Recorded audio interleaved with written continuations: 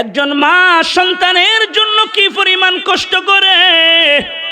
বড় পীর আব্দুল কাদের জিলানী রহমতুল্লাহ আলাইহি উনি ওনার কিতাব গুনিদুত তালিবিনের মধ্যে একটা ঘটনা লিখেছে।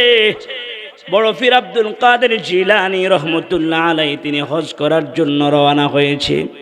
আল্লাহর ঘর খানায়ে কাবা বাইতুল্লাহ গিয়ে তিনি তাওয়াফ করতে লাগলেন।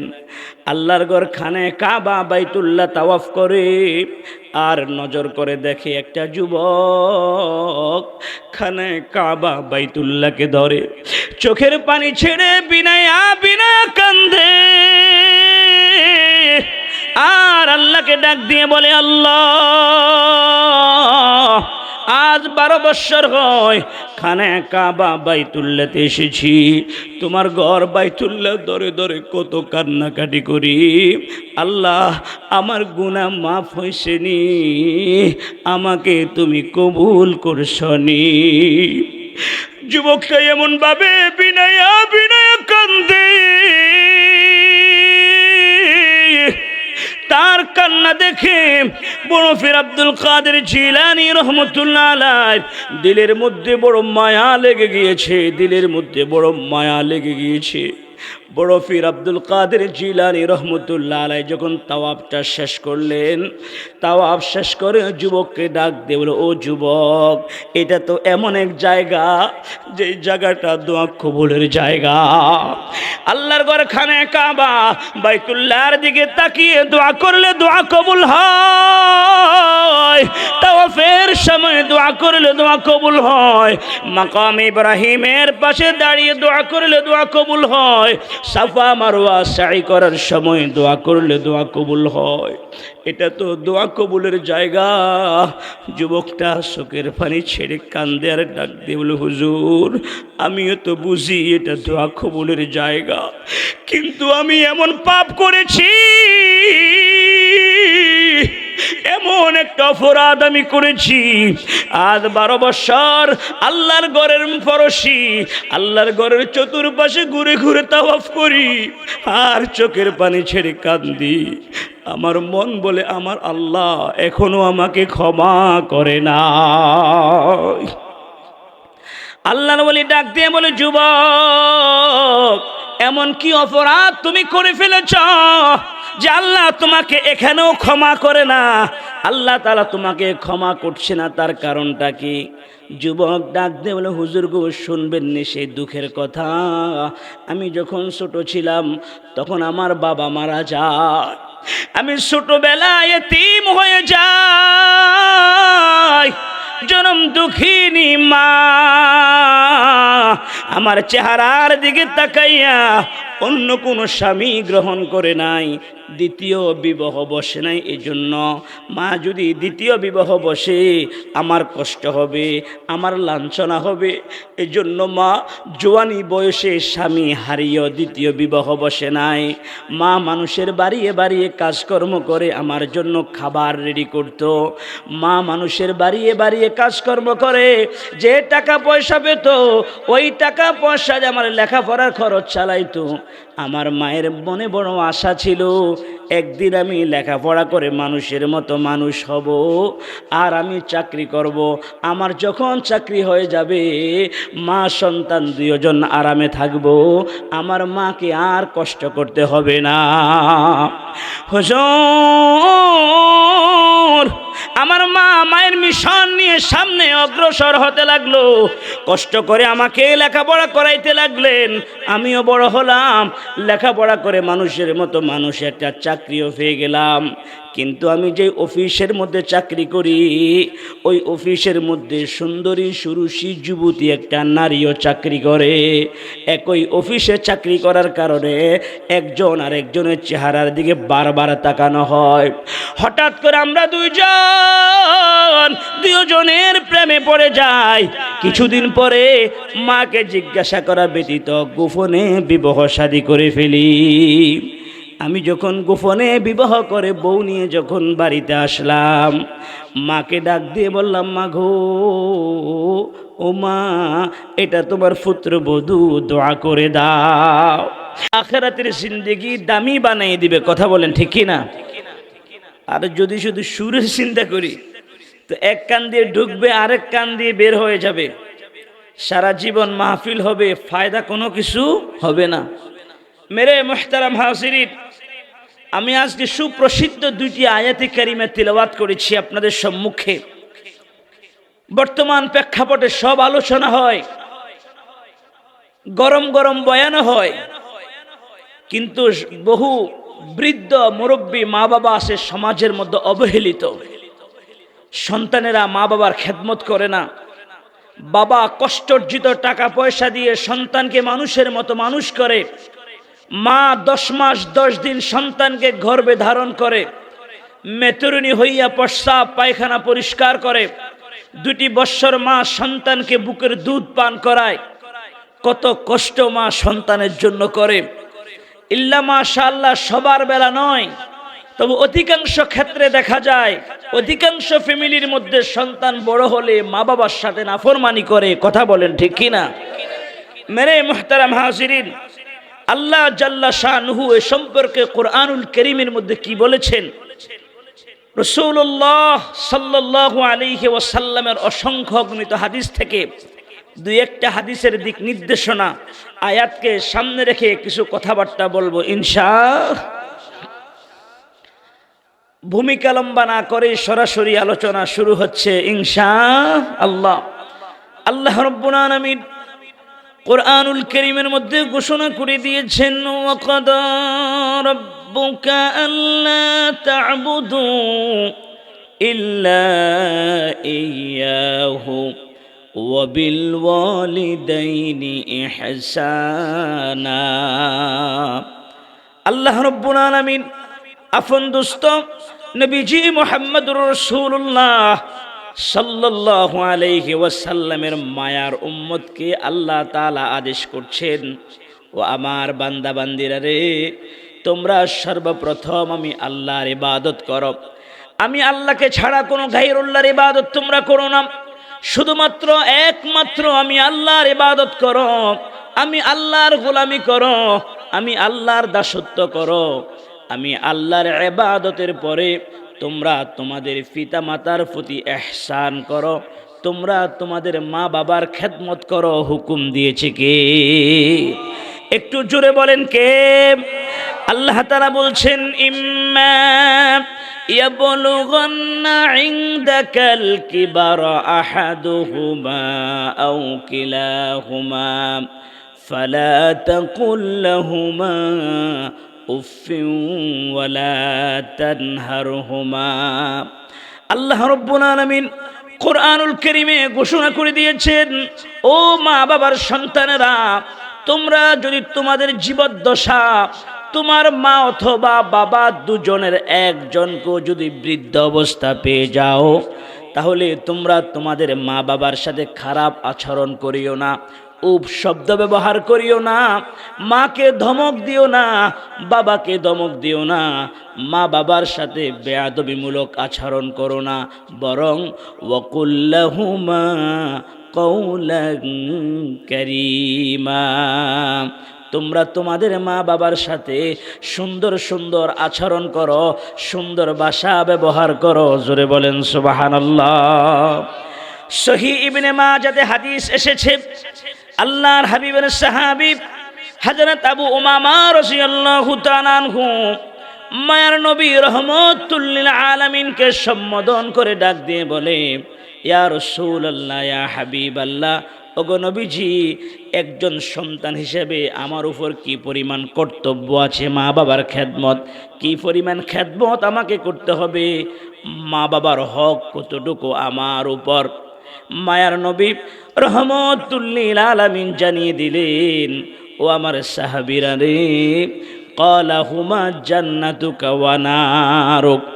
আল্লাহর হাবিব এক বাক্যে জানিয়ে দিলেন, তোমাদের মা বাবা তোমাদের কারো কারো জন্য জান্নাত, আবার তোমাদের মা বাবা তোমাদের কারো জন্য জাহান্নাম। ক্বালা হুমা জান্নাতুকা ওয়া নারুক। সাহাবী আরজ করলেন, ইয়া রাসূলুল্লাহ, ইয়া হাবিবাল্লাহ, ওগো নবীজি, আমাদের মা বাবা কেমন করে জান্নাত, আবার কেমন করে জাহান্নাম? মায়ার নবী রহমতুল লিল আলামিন জানিয়ে দিলেন, সাহাবীরা রে, ও আমার উম্মতেরা, তোমরা যদি তোমাদের মা বাবার খেদমত করতে পারো, সেবা যত্ন করতে পারো, মা বাবার থেকে যদি তোমরা দোয়া নিতে পারো, মা বাবার দোয়ার বরকতে আল্লাহ রব্বুল আলামিন সন্তানটাকে দুনিয়ার মধ্যে দামি বানিয়ে দিবে। জোরে কোন সুবহানাল্লাহ।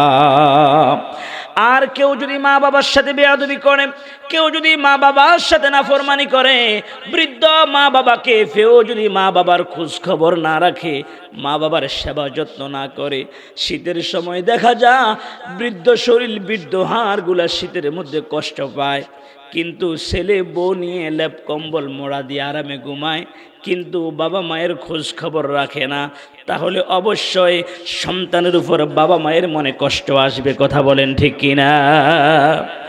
মুরব্বী বাবা চিনা আমার, ও কলিজের টুকরা নওজোয়ান তরুণ যুবক ভাইরা, ও পর্দার আড়ালের আম্মা জানেরা গো, আমি আপনাদেরকে দুটি উদাহরণ দিব বোঝার জন্য।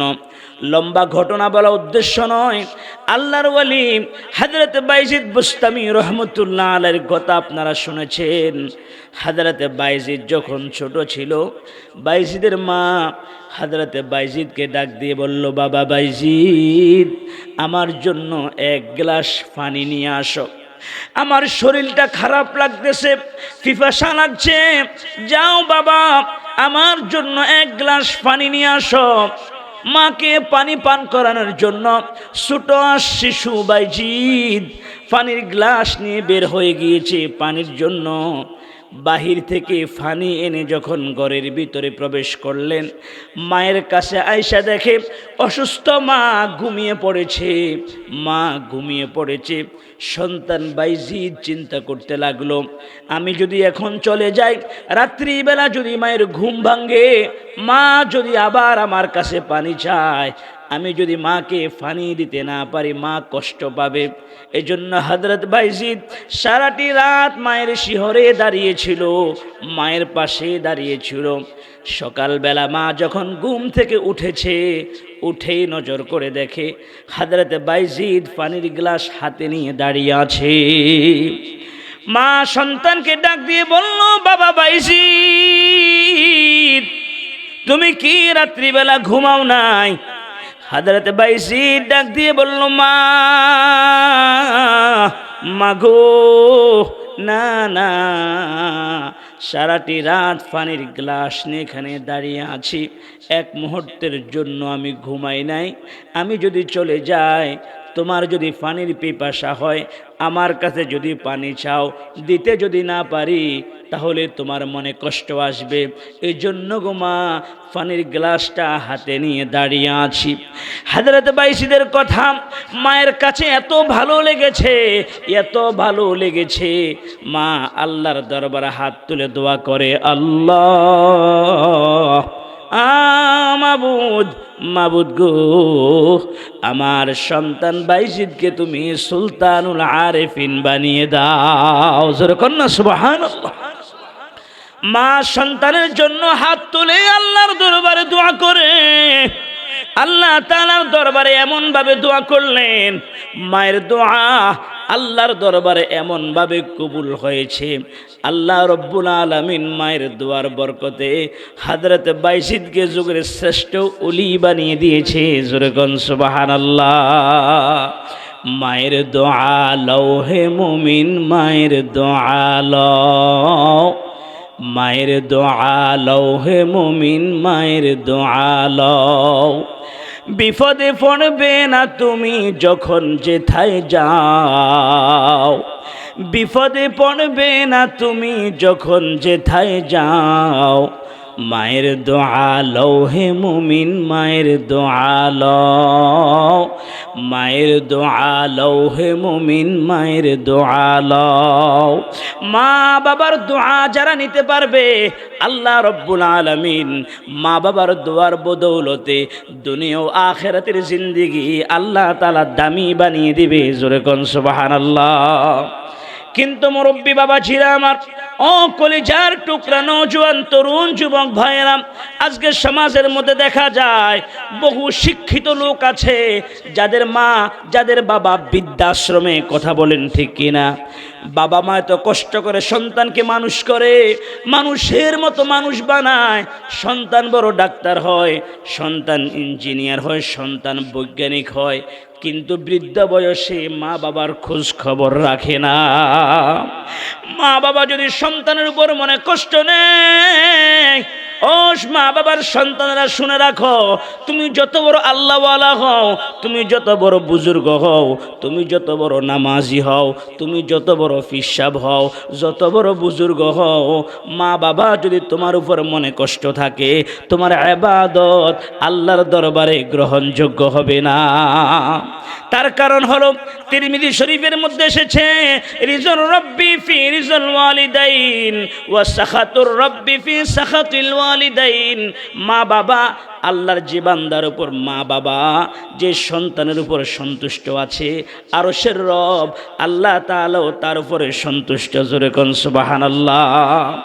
আর মা বাবা যদি কারোর উপর অসন্তুষ্ট থাকে, মা বাবা যদি তার সন্তানের উপর অসন্তুষ্ট থাকে, হাদিস শরীফের মধ্যে এসেছে আল্লাহ রব্বুল আলামিনও তার উপর অসন্তুষ্ট হয়ে যায়। মুরব্বী বাবা ঝিরা আমার, সহিহ বুখারীর বর্ণনা, সহিহ বুখারীতে হাদিসটি এসেছে, সহিহ মুসলিমের মধ্যে হাদিসটি এসেছে, মুসনাদে আহমদের মধ্যে এসেছে। হযরত আবু হুরায়রা রাদিয়াল্লাহু তাআলা আনহু হাদিসটি বর্ণনা করেছেন। বনি ইসরাইলের যুগে একজন বুজুর্গ ছিল, একজন আল্লাহওয়ালা ছিল, বড় আল্লাহওয়ালা বুজুর্গ, যে হাত তুলে দোয়া করতে দেরি, আল্লাহ তাআলার দরবারে দোয়া কবুল হতে দেরি হতো না। জোরে কোন সুবহানাল্লাহ। ওই বুজুর্গের নাম হলো হযরত জুরাইজ। সহিহ বুখারীর মধ্যে হযরত জুরাইজের ঘটনাটা এসেছে, মুসনাদে আহমদের মধ্যে এসেছে।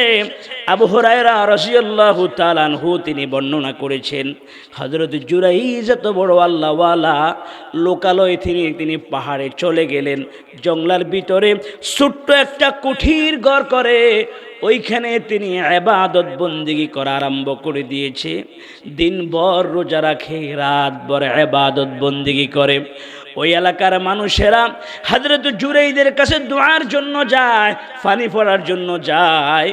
জুরাইদ যার জন্য দোয়া করে, আল্লাহ তাআলার সাথে সাথে জুরাইদের দোয়া কবুল করে, অসুস্থ মানুষগুলোকে সুস্থ করে দেয়। জোরে কোন সুবহানাল্লাহ। এত বড় আল্লাহওয়ালা বুজুর্গ, এত বড় বুজুর্গ ছিল। মেরে মুহতারাম হাজিরিন, এলাকার মানুষেরা খাদ্য খাওয়ায়, কিন্তু হযরত জুরাইজের মা একদিন সন্তানকে দেখার জন্য গিয়েছে। মা ওই ছোট্ট কুঠিরের দরজার সামনে দাঁড়াইয়া টোকা দিলেন আর ডাক দিয়ে বলে, বাবা জুরাইজ, আমি তোমার মা এসেছি। মা সন্তানকে ডাকে, সন্তানকে দেখার জন্য মা এসেছে, কিন্তু হযরত জুরাইজ তখন নামাজের মধ্যে দাঁড়ানো, তিনি নফল নামাজ আদায় করতেছেন। হযরত জুরাইজ চিন্তা করলেন, হযরত জুরাইজ চিন্তা করতে লাগলেন, সালাতি ওয়া উম্মি, সালাতি ওয়া উম্মি। একদিকে নামাজ আর একদিকে মায়ের ডাক, আমি কি মায়ের ডাকে সাড়া দিব নাকি নামাজ শেষ করব? তিনি চিন্তা করলেন, না না, নামাজটা শেষ করি, তারপরে মায়ের ডাকে সাড়া দিব। নামাজ শেষ করে যখন মায়ের ডাকে সাড়া দেওয়ার জন্য এসেছে, নজর করে দেখে মা নাই, মা বাড়িতে চলে গিয়েছে। মায়ের মন মানে না, মায়ের মন সন্তানের জন্য কাঁদে। পরদিন মা চিন্তা করলো, সন্তান কেন জবাব দেয় নাই, আবার সন্তানকে দেখতে যাব। আবু হুরায়রা রাদিয়াল্লাহু তাআলা আনহু তিনি বর্ণনা করেছেন, হযরত জুরাইজের মা দ্বিতীয় দিন আবার তিনি এসেছে সন্তানকে দেখার জন্য। কিন্তু আজকেও ঘরের দরজার মধ্যে যখন টোকা দেয় আর ডাক দিয়ে বলে, বাবা জুরাইজ, আমি তোমার মা এসেছি, দরজা খোলো। আল্লাহ পাকের এমন কি কুদরত, হযরত জুরাইজ আজকেও নামাজের মধ্যে দাঁড়ানো, মায়ের ডাক শুনে তিনি চিন্তা করতে লাগলেন, সলাতি ওয়া উম্মি, সলাতি ওয়া উম্মি। একদিকে নামাজ আর একদিকে মায়ের ডাক। আমি এই মুহূর্তে কি করব? আবার সিদ্ধান্ত নিলেন নামাজ শেষ করব, তারপরে মায়ের ডাকে সাড়া দিব। হযরতে জুরাইজ যখন মায়ের ডাকে জবাব দেয় না, মা দ্বিতীয়বারের মতো আজকেও ফিরে গিয়েছে। হযরত জুরাইজ নামাজ শেষ করলেন, দরজা খুলে দেখে না, মা নাই। হযরত জুরাইজ তিনিও চিন্তিত হয়ে পড়লেন। এত বড় আবেদ, এত বড় আল্লাহওয়ালা আবার ভিতরে প্রবেশ করলেন। মায়ের মনটা মানে না। তৃতীয় দিন আবার মা এসেছে হযরত জুরাইজকে দেখার জন্য। আজকেও মা দরজার সামনে এসে ডাক দেয়, বাবা জুরাইজ, আমি তোমাকে দেখার জন্য এসেছি, দরজাটা খুলে দাও। আল্লাহ পাকের এমন কি কুদরত, আজকেও হযরত জুরাইজ নামাজের মধ্যে, তৃতীয় দিনও জুরাইজ নামাজে। তিনি আজকেও চিন্তা করতে লাগলেন, সলাতি ও উম্মি, সলাতি ও উম্মি, মায়ের ডাকে সাড়া দিব নাকি নামাজ শেষ করব? একদিকে নামাজ আর একদিকে মায়ের ডাক।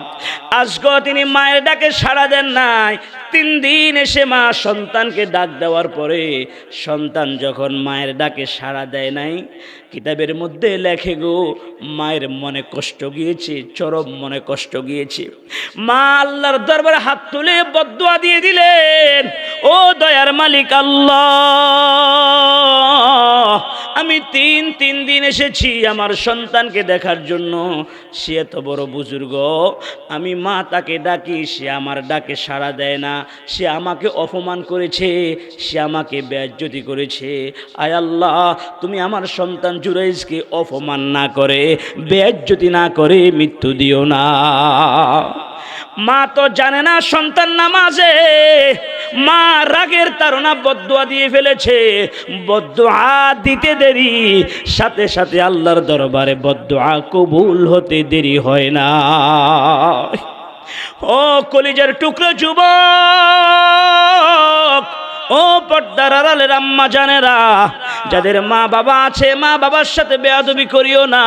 মায়ের মনে কষ্ট দিও না, বাবার মনে কষ্ট দিও না।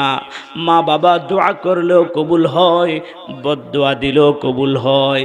বেশি দিন যায় নাই, 3 দিন পরে একজন সুন্দরী সুরুষী যুবতী নারী হযরত জুরাইজের ঘরের সামনে এসে দরজার মধ্যে টোকা দিলেন আর ডাক দিয়ে বলে, জুরাইজ দেখো কত সুন্দর আমি, আমার চেহারা কত সুন্দর, আমার চুলগুলা কালো কালো, আমার চোখগুলি কত সুন্দর। যৌবনের চাহিদা, যৌবনের তাড়না সহ্য করতে পারছি না, তুমি আমার মনের চাহিদাটা পুরা করে দাও। যখন এই কথা বলেছে, আল্লাহর ওলি জুরাইজ ডাক দিয়ে বলো, মাআযাল্লাহ, ইন্নী আখাফুল্লাহ, আমি না আল্লাহকে ভয় করি। জোরে কোন সুবহানাল্লাহ। তিনি মেয়ে লোকটাকে বিদায় করে দিলেন, বিদায় করে দিলেন। মহিলা মানুষ যখন বিদায় করে দিয়েছে, মেজাজ গরম হয়ে গিয়েছে, শরীরের মধ্যে রাগ জমা হয়ে গিয়েছে। রাগ জমা হয়ে মনে মনে বলে, হুজুর, আমার মনের আশা পুরা করলা না, তোমাকে শিক্ষা দিয়ে ছাড়বো। মহিলাটি নামার সময় একটা রাখালের সাথে খারাপ কাজ করেছে। সহিহ বুখারীর বর্ণনা, বুখারীতে এসেছে, মহিলাটি যখন রাখালের সাথে খারাপ কাজ করেছে, সে একটা বাচ্চা ভূমিষ্ঠ হয়েছে, পেটের ভিতরে বাচ্চা এসে গিয়েছে। ওই মহিলা যখন বাচ্চা ভূমিষ্ঠ হয়েছে, দোলনার বাচ্চাকে দেখে সমাজের নেতারা, সমাজের লোকেরা ডাক দিয়ে বলে, ও মহিলা, তোমার তো বিবাহ হয় নাই, বাচ্চা আসছে কোত্থেকে? এই বাচ্চার বাবা কে? কে বাচ্চার বাবা? কোত্থেকে এনেছ? কার সাথে খারাপ কাজ করেছ? মহিলাটি চিন্তা করতে লাগলো, এই তো সুযোগ, আল্লাহর ওলি জুরাইজকে বিপদে ফেলে দিব, তার নামটা বলবো। রাখালের কথা বললে আমার পিঠের চামড়া রাখবে না, আর আল্লাহর ওলি জুরাইজের নাম যদি বলি, মানুষ জুরাইজের পিঠের চামড়া রাখবে না। এই জন্য মহিলাটি সমাজের মানুষকে ডাক দিয়ে বলে, ও সমাজের নেতারা, ও সমাজের লোকেরা, তোমরা যাকে আল্লাহর ওলি মনে করো, তোমরা যাকে বুজুর্গ মনে করো, তিনি রাতভর দিনের বেলা ইবাদত বন্দি করে আর রাতের বেলা আমার সাথে খারাপ কাজ করে, এই সন্তানটা আল্লাহর ওলি জুরাইজের। জোরে কর নাউজুবিল্লাহ।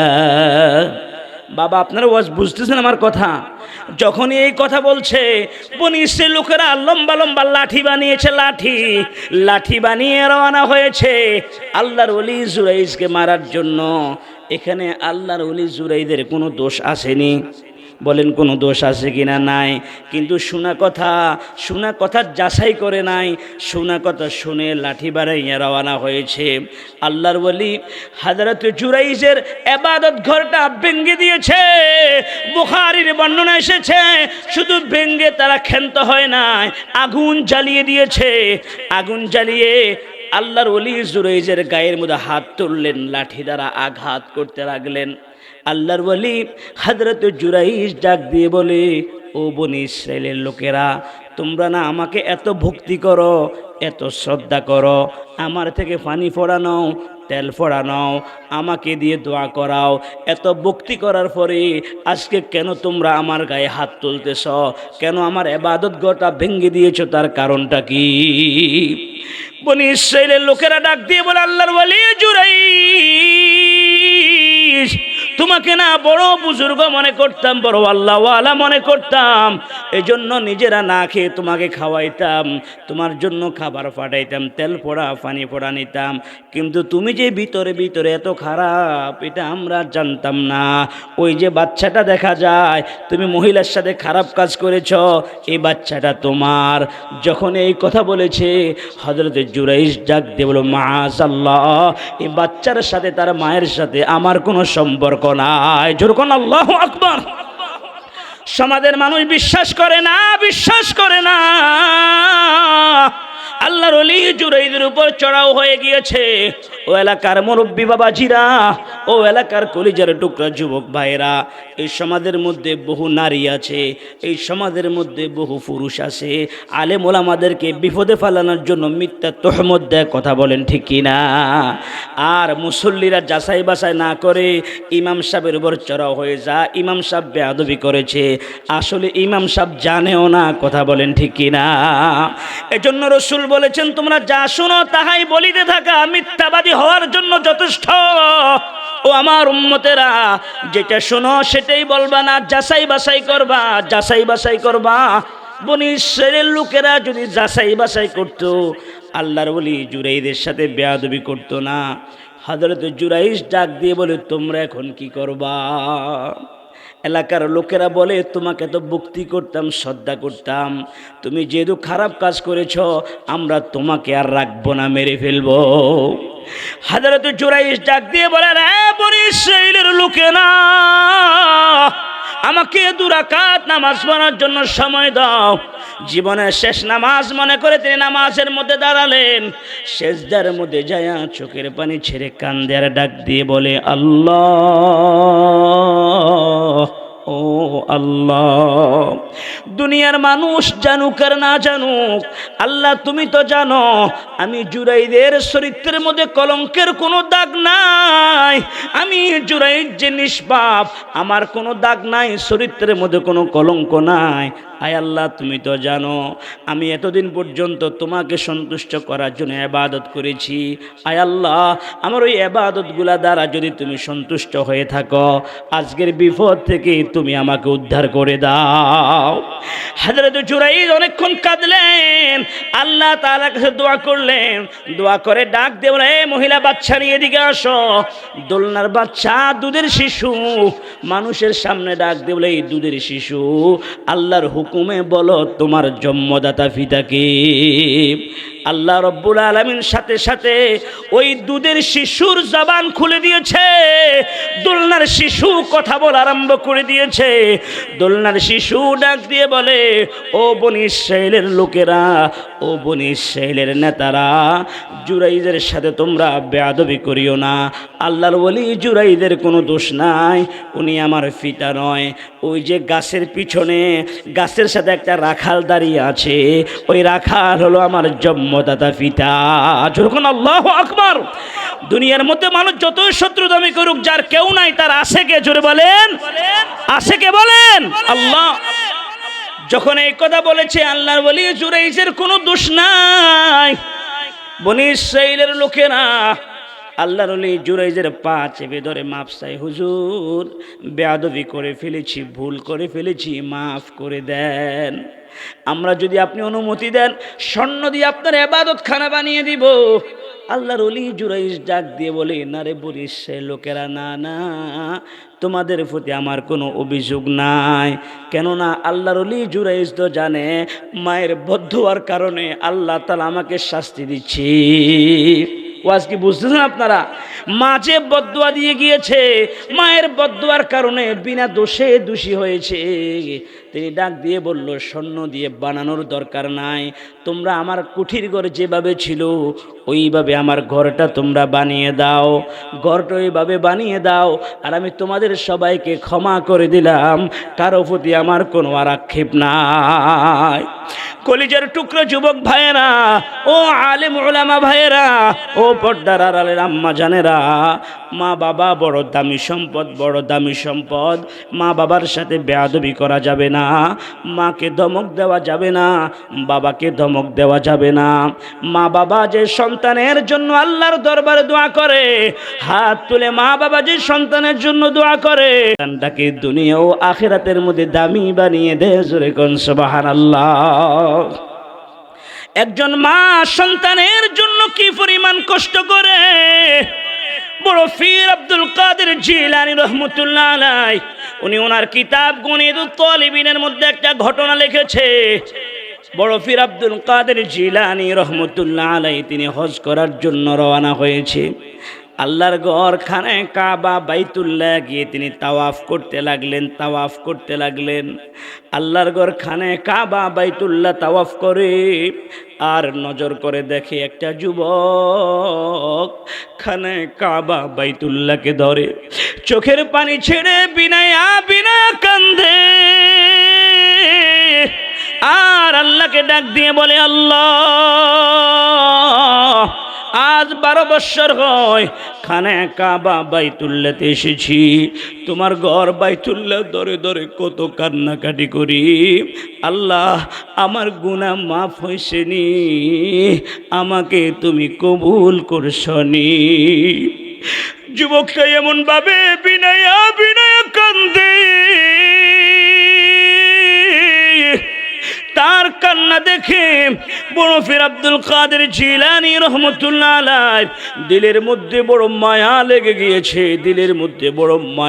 গিয়েছে। বড় পীর আব্দুল কাদের জিলানী রহমতুল্লাহ আলাইহি যখন তাওয়াফটা শেষ করলেন, তাওয়াফ শেষ করে যুবককে ডাক দিয়ে বলে, ও যুবক, এটা তো এমন এক জায়গা যে জায়গাটা দোয়া কবুলের জায়গা। আল্লাহর ঘর খানে কাবা বাইতুল্লাহর দিকে তাকিয়ে দোয়া করলে দোয়া কবুল হয়, তাওয়াফের সময় দোয়া করলে দোয়া কবুল হয়, মাকাম ইব্রাহিমের পাশে দাঁড়িয়ে দোয়া করলে দোয়া কবুল হয়, সাফা মারওয়া সাই করার সময় দোয়া করলে দোয়া কবুল হয়। এটা তো দোয়া কবুলের জায়গা। যুবকটা চোখের পানি ছেড়ে কান্দে আর ডাক দিয়ে বলে, হুজুর, আমিও তো বুঝি এটা দোয়া কবুলের জায়গা, কিন্তু আমি এমন পাপ করেছি, এমন একটা অপরাধ আমি করেছি। আজ 12 বৎসর আল্লাহর ঘরের ফরশি, আল্লাহর ঘরের চতুর্পাশে ঘুরে ঘুরে তাওয়াফ করি আর চোখের পানি ছেড়ে কান্দি। আমার মন বলে, আমার আল্লাহ এখনো আমাকে ক্ষমা করে না। আল্লাহর ওলি ডাক দিয়ে বলে, যুবক, এমন কি অপরাধ তুমি করে ফেলেছ যে আল্লাহ তোমাকে এখানেও ক্ষমা করে না? আল্লাহ তাআলা তোমাকে ক্ষমা করছে না, তার কারণটা কি? যুবক ডাক দিয়ে বলে, হুজুর গো, শুনবেন নি সেই দুঃখের কথা? আমি যখন ছোট ছিলাম তখন আমার বাবা মারা যায়, আমি ছোটবেলায় এতিম হয়ে যাই। জনম দুঃখিনী মা আমার চেহারার দিকে তাকাইয়া অন্য কোনো স্বামী গ্রহণ করে নাই, দ্বিতীয় বিবাহ বসে নাই। এজন্য মা যদি দ্বিতীয় বিবাহ বসে আমার কষ্ট হবে, আমার লাঞ্ছনা হবে। এজন্য মা জোয়ানি বয়সে স্বামী হারিয়েও দ্বিতীয় বিবাহ বসে নাই। মা মানুষের বাড়িয়ে বাড়িয়ে কাজকর্ম করে আমার জন্য খাবার রেডি করত। মা মানুষের বাড়িয়ে বাড়িয়ে কাজকর্ম করে যে টাকা পয়সা পেত ওই টাকা পয়সা যে আমার লেখাপড়ার খরচ চালাইতো। আমার মায়ের মনে বড় আশা ছিল একদিন আমি লেখাপড়া করে মানুষের মতো মানুষ হব আর আমি চাকরি করব। আমার যখন চাকরি হয়ে যাবে মা সন্তান দুজন আরামে থাকব, আমার মাকে আর কষ্ট করতে হবে না। হুজুর, আমার মা মায়ের মিশন নিয়ে সামনে অগ্রসর হতে লাগলো। কষ্ট করে আমাকে লেখাপড়া করাইতে লাগলেন। আমিও বড় হলাম, লেখাপড়া করে মানুষের মতো মানুষ একটা চাকরিও পেয়ে গেলাম। কিন্তু আমি যে অফিসের মধ্যে চাকরি করি ওই অফিসের মধ্যে সুন্দরী সুরুষী যুবতী একটা নারীও চাকরি করে। একই অফিসে চাকরি করার কারণে একজন আর একজনের চেহারার দিকে বারবার তাকানো হয়। হঠাৎ করে আমরা দুজনের প্রেমে পড়ে যাই। কিছুদিন পরে মাকে জিজ্ঞাসা করা ব্যতীত গোপনে বিবাহ শাদী করে ফেলি। আমি যখন গোপনে বিবাহ করে বউ নিয়ে যখন বাড়িতে আসলাম, মাকে ডাক দিয়ে বললাম, মা গো, ও মা, এটা তোমার পুত্রবধূ, দোয়া করে দাও। জনম দুঃখিনী মা আমার কথা শুনে মা চোখের পানি ছেড়ে কান্দে আর ডাক দিয়ে বলে, বাবা, তোর জন্য কত কষ্ট করলাম, কত কষ্ট করলাম। আমি মায়ের মনে বড় আশা ছিল আমি দেখে শুনে তোমাকে বিবাহ করাবো, কিন্তু বাবা তুমি আমাকে একটাবার জিজ্ঞেস করলে না, গোপনে বিবাহ করে ফেলেছ। আমি মা এটা মেনে নিতে পারছি না। আমাদের সমাজে আসে না এই কথা বলে, মা বাবা সন্তানের জন্য কত কষ্ট করে, বাবার মনে কত আশা, মায়ের মনে কত আশা আমার সন্তানটাকে দেখে শুনে বিয়ে করাবো। কিন্তু ইল্লা মাশাআল্লাহ অধিকাংশ সন্তান মা বাবার কথা শুনে বিবাহ শাদী করে। কিন্তু সমাজে কিছু দুষ্ট আছে যারা মা বাবাকে মনে কষ্ট দিয়ে গোপনে বিয়ে করে, আসে না না। ও কলিজার টুকরা যুবক, ও পর্দার আড়ালের বোনেরা, মা বাবাকে কষ্ট দিয়ে গোপনে যারা বিবাহ করে তাদের কপালে শান্তি নাই, তাদের কপালে শান্তি নাই। যুবক ডাক দিয়ে বলে, হুজুর, আমি যখন বউ নিয়ে বাড়িতে আসলাম আমার মা চোখের পানি ছেড়ে কান্দে আর ডাক দিয়ে বলে, বাবা, জানোনি একটা মা সন্তান ভূমিষ্ঠ করতে কি পরিমাণ কষ্ট হয়। ও যুবক ভাইরা, ও মুরব্বী বাবাজিরা, একজন মা একটা সন্তান ভূমিষ্ঠ করতে কি পরিমাণ কষ্ট হয় যারা বাবা আছে তারা অবশ্যই বুঝে। বাচ্চা যখন কনসেপ্ট হয়, মায়ের গর্ভে যখন বাচ্চা আসে প্রথম 4টি মাস মা ঠিক মতো খাবার খাইতে পারে না। মায়ের বমি বমি ভাব হয়, মুখের মধ্যে গন্ধ লাগে, নাকের মধ্যে গন্ধ লাগে, মা ঠিক মতো খাইতে পারে না। এমনভাবে করে সন্তানকে আস্তে আস্তে পেটের ভিতরে বড় করতে থাকে। গর্ভের বয়স যখন 7 থেকে 8 মাস যখন গর্ভের বয়স হয়ে যায়, 7 থেকে 8 মাস গর্ভের বয়স হওয়ার সাথে সাথে তখন মা আর ঠিক মতো ঘুমাইতে পারে না। রে যুবক বন্ধুরা, ও পর্দার আড়ালের আম্মা জানেরা, তখন মায়েদের কি পরিমাণ কষ্ট হয়। গভীর রজনীতে বাবা ঘরের মধ্যে এসে দরজার মধ্যে টোকা দিলেন, মা ঘরের দরজা খুলে দিয়েছে। বাবা ডাক দিয়ে বলে, বিবি, তুমি কি ঘুমাও না? একটা মাত্র ডাক দিলাম, এক ডাকের সাথে সাথে দরজা খুলে দিয়েছো, তার কারণটা কি? বিবি ডাক দিয়ে বলে, স্বামী আমার, জানেননি আজ কয়দিন হয় আমি ঠিক মতো ঘুমাইতে পারি না। স্বামী, আমি যখন রাত্রিবেলা ঘুমাই ডান পাশ হয়ে যখন শুই, আমার জাদুমণি সোনামণি কলিজার টুকরা সন্তানটা ডান পাশে নড়াচড়া করে, পা দিয়ে না লাথি মারে, নড়াচড়া করে। আমি মা না, পেটের মধ্যে ডান সাইডে বড় ব্যথা পাই। আমি যখন আবার বাম পাশ হওয়ার চেষ্টা করি, আমার জাদুবনি সোনামণি আদরের টুকরাটা আবার বাম পাশে চলে যায়, আবার বাম পাশে নড়াছড়া করে। আমি না বাম পেটও বড় ব্যথা পাই, বড় কষ্ট পাই, আমি ঠিক মতো ঘুমাইতে পারি না। আজ কয়দিন হয়ে গো স্বামী, শেষ রাত্রে হেঁটে হেঁটে আল্লাহর নাম ডেকে ডেকে সময়টা কাটাইয়া দেই। রে মা বাবার কলিজার টুকরো সন্তানেরা, একটা মা সন্তান ভূমিষ্ঠ করতে কি পরিমাণ কষ্ট হয়। সকাল বেলা মায়ের প্রসব বেদনা শুরু হয়েছে, সারাটি দিন অল্প অল্প অল্প অল্প ব্যথা হয়েছে।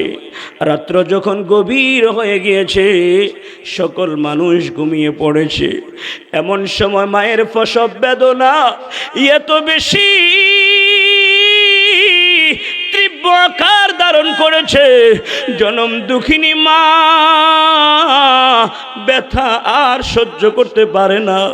চোখের পানি ছেড়ে মা গড়াইয়া গড়াইয়া কান্দে। আস্তে করে স্বামীর কাছে যাইয়া স্বামীর দুটা পা জড়াইয়া ধরে চোখের পানি ছেড়ে কান্দে আর ডাক দিয়ে বলে, স্বামী মনে হয় আমি আর বাঁচব না। স্বামী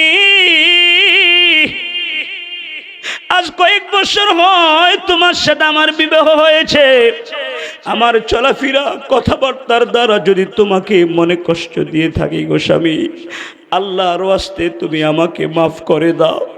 স্বামীর দুটা পা জড়িয়ে ধরে কান্দে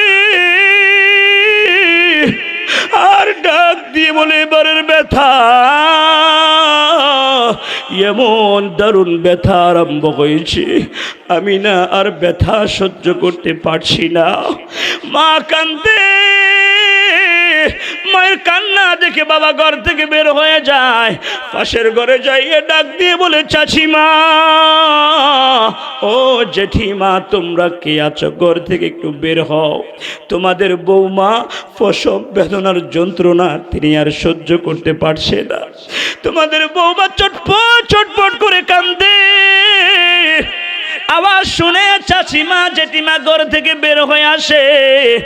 ঘর থেকে বের হইয়া পুত্রবধূর কাছে যখন আসে, চাচিমা জেঠিমাকে দেখে ডাক দিয়ে বলে, মাগো গতকাল সকাল থেকে ব্যথা শুরু হয়েছে, এত বেশি তীব্র আকার ব্যথা ধারণ করেছে, আমি আর সইতে পারি না, ব্যথার যন্ত্রণা আমি আর সহ্য করতে পারি না। মাগো খাটের তলে চাক্ষুটা দেখা যায়, ওই চাক্ষুটা লইয়া মা আমার গলার মধ্যে বসাইয়া দাও। মা কান্দে, আমার আল্লাহর রহমতের মধ্যে ঢেউ এসে যায়, আল্লাহর রহমতের জোয়ার এসে যায়। আমার আল্লাহ ডাক দিয়ে বলে, ও দায়িত্বরত ফেরেশতা, গর্ভের ভিতরে যে ফেরেশতা বাচ্চাটাকে দেখাশোনা করে, একজন ফেরেশতাকে আল্লাহ দায়িত্ব দিয়ে যে বাচ্চাটাকে দেখাশোনা করার জন্য, আল্লাহ ডাক দিয়ে বলো, ও ফেরেশতা আস্তে করে সন্তানের মাথাটা নিচের দিকে নামিয়ে দাও। ফেরেশতা যখন আস্তে করে সন্তানের মাথাটা নিচের দিকে নামিয়ে দেয়, কিতাবের মধ্যে রাখে, সন্তানের দুটা পা যাইয়া মায়ের কলিজার মধ্যে এত জোরে আঘাত করে গো, সন্তান প্রসব করার সময় বহু মা দুনিয়া থেকে বিদায় হইয়া যায়। রে বাবাজিরা, ও যুবক বন্ধুরা, আজকের দিনে তাকিয়ে দেখো, মা সন্তান ভূমিষ্ঠ করতে গিয়ে তরুতাজা শরীরের উপরে অস্ত্র চালায়, সিজার করে মা সন্তানকে বের করে, সিজার পর্যন্ত করা লাগে একটা সন্তানের জন্য। ও মা বাবার কলিজার টুকরা সন্তানেরা, যে মা তোমার জন্য এত কষ্ট করেছে, শীতের মধ্যে তোমার প্রস্রাবের মধ্যে মা ঘুমায়, তোমাকে মা বুকের মধ্যে জায়গা করে দেয়, তুমি শীতের মধ্যে প্রস্রাব করে দাও, মা তোমার কাপড় পাল্টিয়ে দেয়, আবার প্রস্রাব করে দাও, আবার কাপড় পাল্টিয়ে দেয়, এক এক করে মা তোমার কাপড়গুলো সুন্দর করে পরিষ্কার করে দেয়। এত কষ্ট করে মা নিজের চিন্তা করে না, নিজের খেয়াল রাখে না, সারাটি রাত সন্তানের জন্য মা জাগ্রত থাকে। সন্তানে যখন কোনো জায়গা পায় না, মা সন্তানকে কলিজার মধ্যে লইয়া মা ঘুমায়, এত আদর করে মা সন্তানকে, একটা মায়ের 4টা 5টা সন্তান হয়, মা কোনো সন্তানকে আলাদা দেখে না, মা সন্তানকে ভাগ করে দেয় না। ও মা বাবার সন্তানেরা রে, তোমরা যখন বড় হও, সমাজের মধ্যে দেখা যায় 4 ভাই, কারো কারো 3 ভাই দেখা যায়, ভাইরা মাকে ভাগ করে ফেলে, বাবাকে ভাগ করে ফেলে। কি বলেন ঠিক কিনা? রে যুবক বন্ধুরা, তোমার মা কোনোদিন তোমাকে ভাগ করে নাই, তোমার বাবা কোনোদিন তোমাকে ভাগ করে নাই। আজকে তোমার পকেট ভর্তি টাকা, তোমার বাবাকে টাকা দাও না। বৃদ্ধ মানুষ, টাকার দরকার, রুজি রোজগার নাই, বাবার ইনকাম নাই, মায়ের ওষুধের দরকার, মায়ের খোঁজ খবর রাখো না, বাবাকে টাকা দাও না। তোমার জন্য তোমার বাবা কি কষ্ট করে নাই? ঈদের দিন বহু বাবা নিজের জন্য নতুন জামা বানায় নাই, নিজে ছিঁড়া জামাটা গায়ে দিয়েছে, সন্তানের জন্য নতুন জামার ব্যবস্থা করেছে, নিজে নাস্তার টাকা না খেয়ে সন্তানকে কাগজ কলম কিনে দিয়েছে মানুষ করার জন্য। এত কষ্টের সন্তান বড় হয়ে যদি মা বাবাকে কষ্ট দেয়, মা বাবার খোঁজ খবর যদি না রাখে, আমার আল্লাহ বরদাস্ত করতে পারে না। কি বলেন ঠিকিরা? আরে বাবাজি না আমার, ওই যুবকটা কান্দে আর ডাক দিয়ে বলে, হুজুর আমার মা বিবিকে সহ্য করতে পারে না, আমিও বিবির সুন্দর পাগল হইয়া মাকে ভুলে গেলাম। যে গরিব মায়ের টাকা পয়সা দিয়ে মানুষ হলাম, খাবার খেয়ে বড় হলাম, লেখাপড়া করলাম, আমি আমার গরিব মাকে ভুলে গেলাম। মায়ের ঔষধপত্র কিনে দেই না, খাদ্য কিনে দেই না। মা আগের মতো ভিক্ষা করে করে মানুষের বাড়ি কাজকর্ম করে খায়, আর আমি আমার বিবি নিয়ে আলাদা হয়ে আরামে থাকি। হঠাৎ করে মনের মধ্যে ঢেউ আসলো, বিদেশে যাব, বাহিরে যাব, 3 মাসের সফরে। কাউকে যদি না বলি, মাকে কিবার বলে যাই। মায়ের কাছে যাইয়া মাকে ডাক দিয়ে বললো, মা গো আমি ব্যবসা করার জন্য বিদেশে যাই, 3 মাসের জন্য আমার জন্য দোয়া কইরো। মা আল্লাহর দরবারে হাত তুলে দোয়া করে, আল্লাহ ও দয়ার মালিক আল্লাহ, আমার সন্তান আমাকে খাদ্য খাওয়ায় না, আমার কোনো খোঁজ খবর নেয় না, আমার ঔষধপত্র কিনে দেয় না, আমি সন্তানকে বদদুয়া দেই না। আল্লাহ তুমি আমার সন্তানটাকে সহি সালামতে রাখো। মা সন্তানের জন্য দোয়া করে। ওই সন্তান 3 মাস পরে বিদেশ থেকে যখন বাড়িতে ফিরে এসেছে, গভীর রজনী, রাত্র প্রায় 3টা বাজে, ঘরের মধ্যে বাড়িতে ঢুকে দেখে মায়ের ঘরের দরজাটা খোলা, ভিতরে মিটমিট মিটমিট করে আলো জ্বলে। মা তাহাজ্জুদের নামাজ পড়তেছে, তাহাজ্জুদের বিস্তারের মধ্যে বসে আল্লাহর দরবারে হাত তুলে দোয়া করে। যুবক মায়ের ঘরে যায় না, যুবকটা বিবির ঘরে যে দরজার মধ্যে টোকা দেয়। কয়েকবার টোকা দেওয়ার পরে বিবি দরজা খুলেছে, দরজা খুলে কর্কশ ভাষায় জবাব দেয়, স্বামী আমার তুমি ঘরে ঢুকতে পারবা না, এই মুহূর্তে তুমি আমাকে আমার বাবার বাড়িতে দিয়ে আসবা। তার কারণ হলো তোমার কুটনি বুড়ি মাটা এই 3 মাস যে পরিমাণ জ্বালা যন্ত্রণা আমাকে দিয়েছে, এক মুহূর্তের জন্য তোমার মায়ের সাথে আমি আর থাকবো না। ও যুবক বন্ধুরা, সমাজের মধ্যে বহু যুবক আছে, চাকরি করে বাড়িতে আসে, বিদেশ কইরা বাড়িতে আসে, আইসা মা বাবার সাথে সুন্দর সুন্দর কথা বলে, কিন্তু রাতটা যখন অতিবাহিত হয়, বিবি কানের কাছে মা বাবার বিরুদ্ধে লাগায়। তোমার মা না তোমাকে দেখতে পারে না, তোমার ছেলে মেয়েকে দেখতে পারে না, তোমার ছোট ভাইটাকে আদর করে, তোমার বাবা না তোমাকে দেখতে পারে না, মা বাবার বিরুদ্ধে ছেলের কান ভারী কইরা দেয়। পরের দিন দেখা যায় ছেলে মার সাথে কথা বলে না, বাবার সাথে কথা বলে না, গোসা কইরা থাকে, আসে না। না রে বন্ধু, না না, বিবিকে বিবির মতো ভালোবাসো, মাকে মায়ের মতো মর্যাদা দাও, মাকে বিবির সাথে মিলাইও না। বিবিকে কষ্ট দিতে বলি না, মাকেও কষ্ট দিতে বলি না। বিবিকে সম্মান দাও, বিবিকে বিবির মর্যাদা দিয়ে ঘরের মধ্যে রাখো, মাকে মায়ের মর্যাদা মায়ের সম্মান দিয়ে রাখো, মা বাবার সাথে বেয়াদবি করিও না।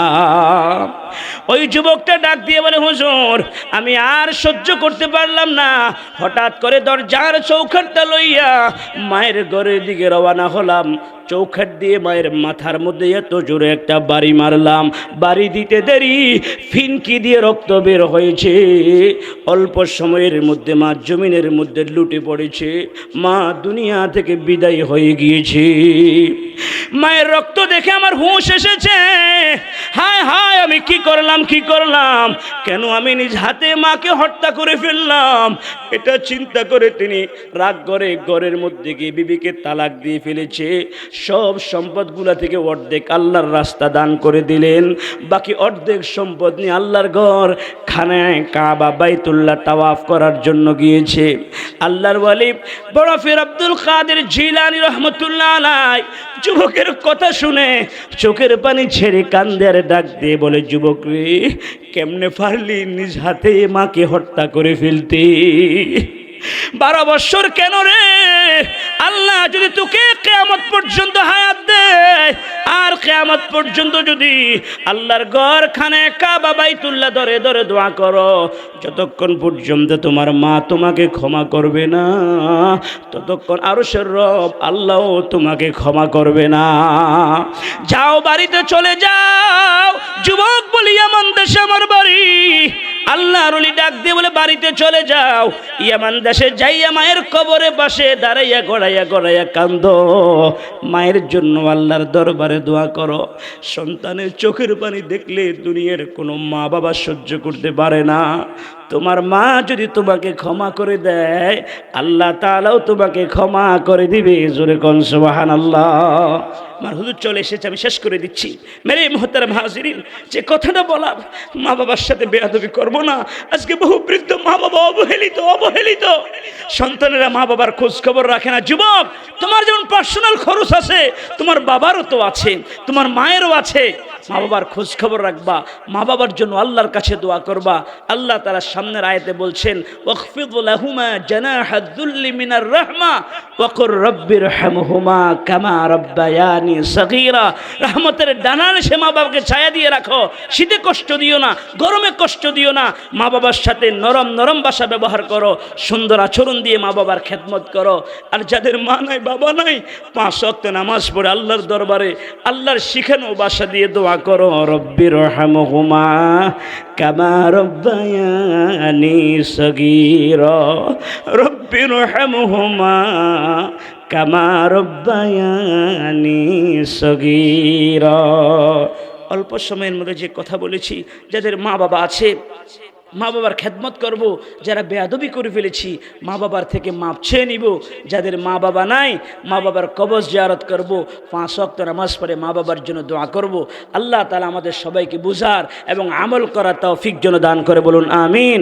নাসরুম মিনাল্লাহ ওয়া ফাতহুন করিব। আসসালামু আলাইকুম ওয়া রাহমাতুল্লাহি ওয়া বারাকাতুহু।